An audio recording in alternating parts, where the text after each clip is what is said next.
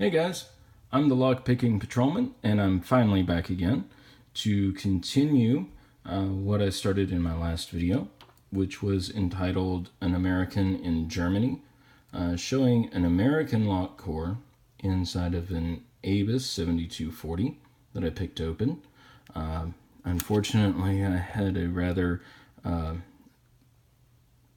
interesting reassembly experience, and I'm going to have to take the time to take this lock apart and gut it again to get it right.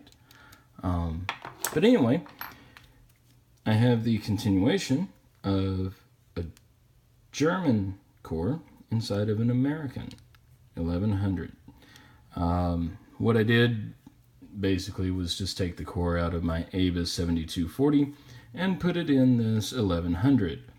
Now this 1100 I had given to my fiance, and just because I'm kind of the practical joker, I swapped the cores out one night without being noticed. So you can see this ABUS key that came with the core in the 72, and it fits right into the 1100 and pops it right open. Alright, so let's go ahead and get into this thing.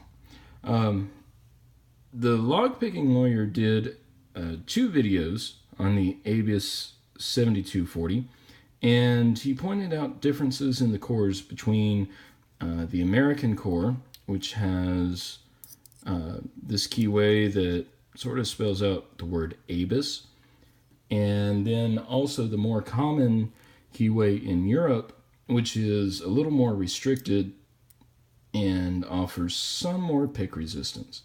I don't have access to one of the European cores. I am always shopping for one on eBay.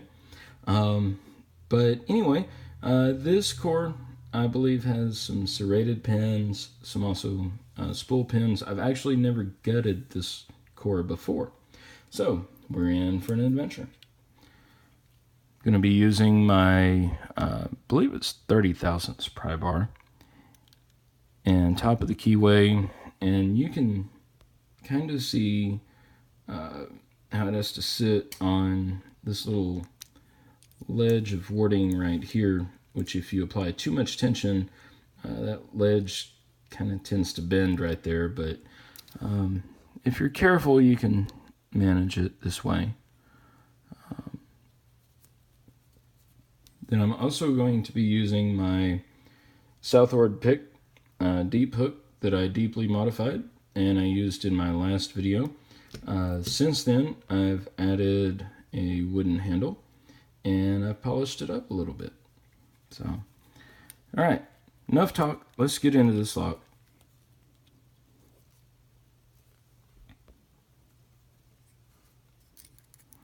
All right, pin 1.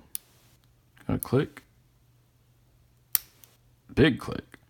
All right, pin 2, little click, counter rotation, and a big click. 3, couple of small clicks, no counter rotation. 4, couple small clicks. 5 seems to be pretty loose. That may have been, yeah, I believe that was 5 I was on. I'm not sure. All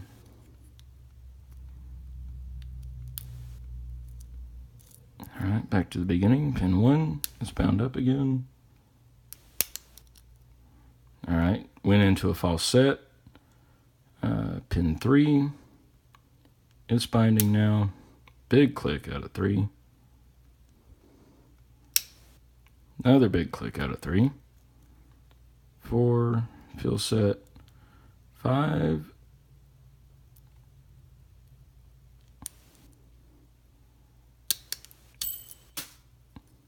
And I just overset my tension wrench.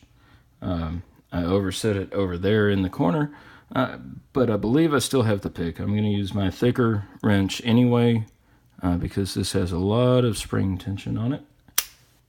And we're in.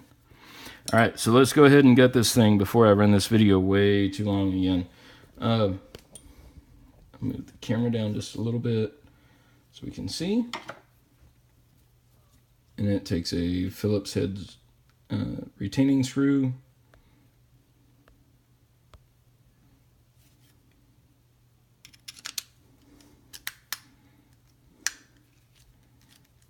Might help if I turn the screw the right way. You know, righty-tighty, lefty-loosey. All right. And there you can see the lock body.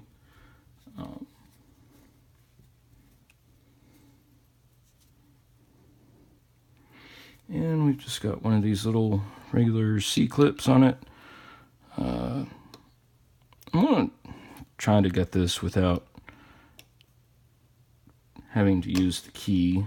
I know it's not always the best way, but I don't know. Seems more in the spirit of picking, where we have to keep everything in frame and basically keep ourselves honest. So there's that C-clip. The last video, you guys saw me use a AAA battery as a follower. I'm going to try to rotate this plug around so this tailpiece doesn't get in our way as far as the follower. And I've got a new idea for a follower.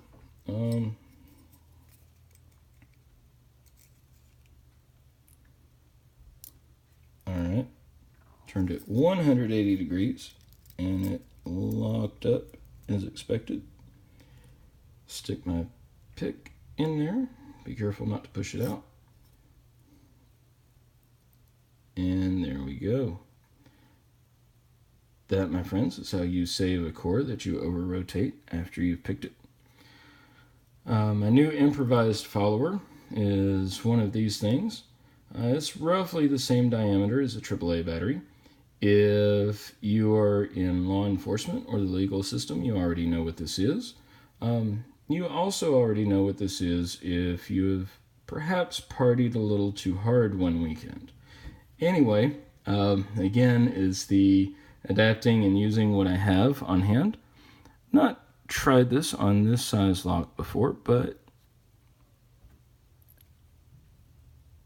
hung up on something. There we go. All right. To those of you who don't know exactly what it is I'm using as a follower, it is the testing straw for a device called an Alka sensor. It basically lets us get an approximate guess or fairly accurate guess on how much alcohol is in somebody's bloodstream. And the straws just happen to fit these little tiny cores just perfectly. I'm going to move the camera down so we can kind of see what's going on here a little bit better. I apologize for it jumping around. And look at that, I just screwed up. Okay, let's see here. This was closest to pin 1.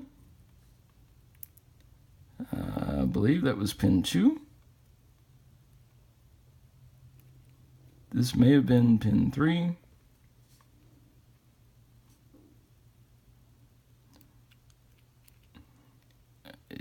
Guys, this may have been pin 4. 5. And it looks like it actually was pinned for 6 key pins, perhaps.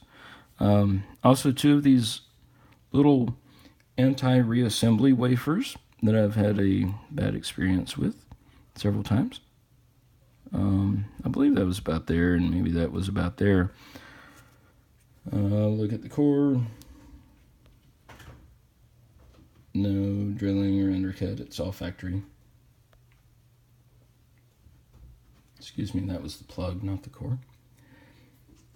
All right, now, let's see if I can do this part without completely screwing up the whole video. And running it way too long, like I already have. I vowed this was going to be a short video. So, pin 1 actually had two, looks like standard pins in it.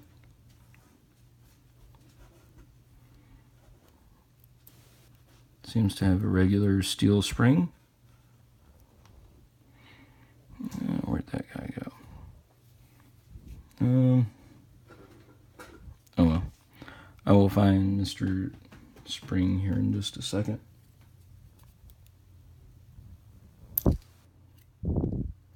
Okay, there's pin 2, which is a spool and another little anti-reassembly wafer.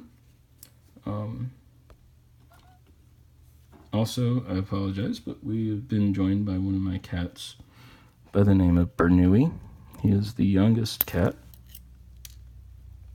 Alright. That might be one of those missing springs. Here's chamber 3, which is a spool, and yet another tiny driver.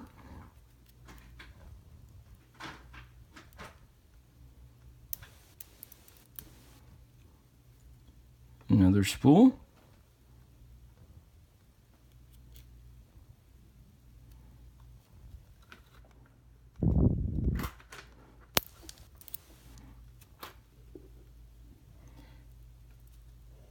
And another spool.